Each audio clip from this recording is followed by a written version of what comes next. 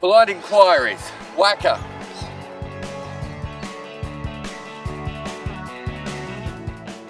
Siketh says Kohli has always been compared to Ponting due to his aggressive nature. But did he cross the line this time? Well, he just made a mistake. Crossing a line, not crossing a line. He made a mistake.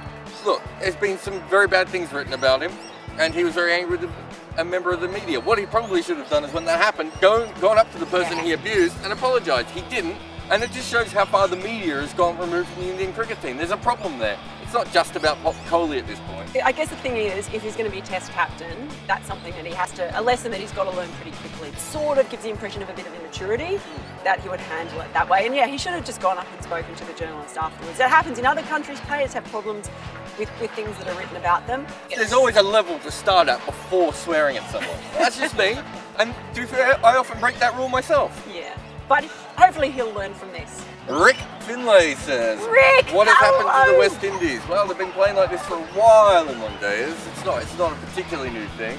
It's interesting, Pakistan's form, people are talking about the fact that their Test cricket is too important, and in the West Indies it's their T20 cricket that's too important. It might just be that they didn't pick some of their best players and they're not a particularly good side. They're kind of playing T20 cricket, the team itself, they're making some crazy decisions out there when they're batting. It's like their head's not quite right, really.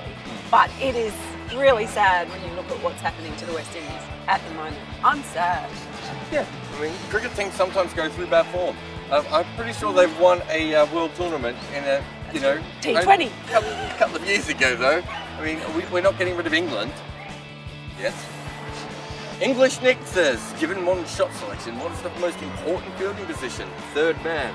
It's quite interesting because it's not just shot selection, it's also the thickness of the edges, because if you get an edge now, there's a fair chance it's going to make third man. When it doesn't, the bowler must feel really upset. Well, we saw some spectacular ones, spectacular dropped catches at third man in this match when Chris Gale sent the ball down there. And you're right, it's definitely the edges. Yeah, we've seen, it's not, I mean, we have seen occasionally even two third mans being involved, one more at deep backward point. But yeah, it is a much more important position than it's ever been in cricket before. We're not seeing the ball always needs to be guided down to third man anymore in one-day cricket. It's a big, thick edge to third man. To be fair, Dwayne Smith did try and guide it, he just couldn't get anywhere near it. Ricky says, Rick? Why are people so surprised with India? They have been the most consistent ODI side over the last 5 years, in my honest, humble opinion. Is that what that means? In my humble, honest? In my honest opinion. Okay, in his honest opinion. Nothing humble about it. Yeah. Well, look, I did a whole thing where I spoke to fans yesterday about who they thought were favourites and everything, and hardly anyone said India, and that seems to have happened a lot. I mean, I would just really think people watched more of India over the summer and saw them being beaten. People wrote off their bowling attack, which just seems to have been totally transformed by this World Cup.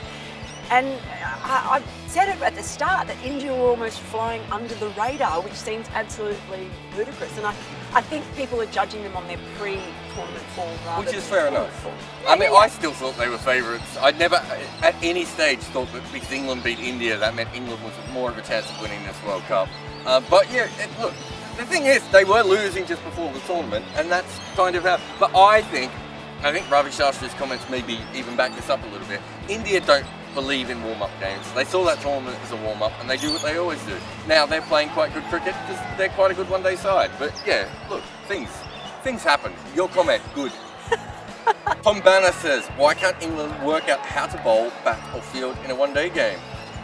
I think we had 19 more versions of this, which were about England or Pakistan, to be fair. Yeah. Look, I mean, some of this is bad analysis, and some of it is they haven't picked their best team. It's a bit like the West Indies. We know they have a better player, at least at home. We know they have Alex Hales who could change the way that they're playing.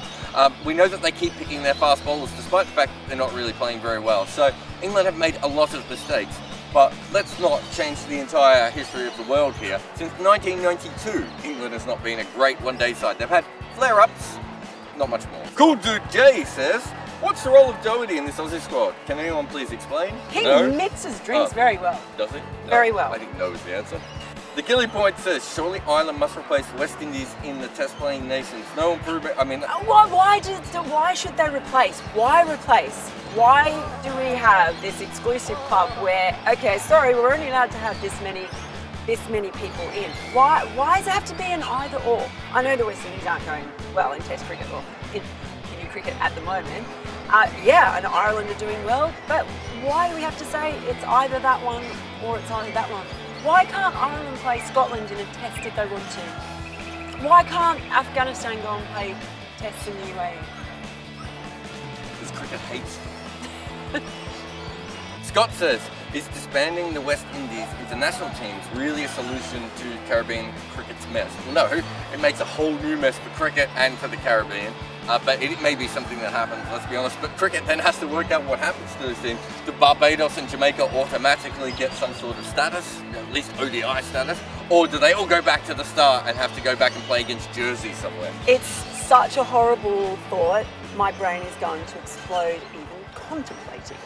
Francis says, what do you think Australia got out of that win against Afghanistan? Dave Warner improved his ODI average. Here we go. Mrs. Couch said, can segways be used to make an actual segway? Well, they can't be used when you go over obstacle courses very quickly.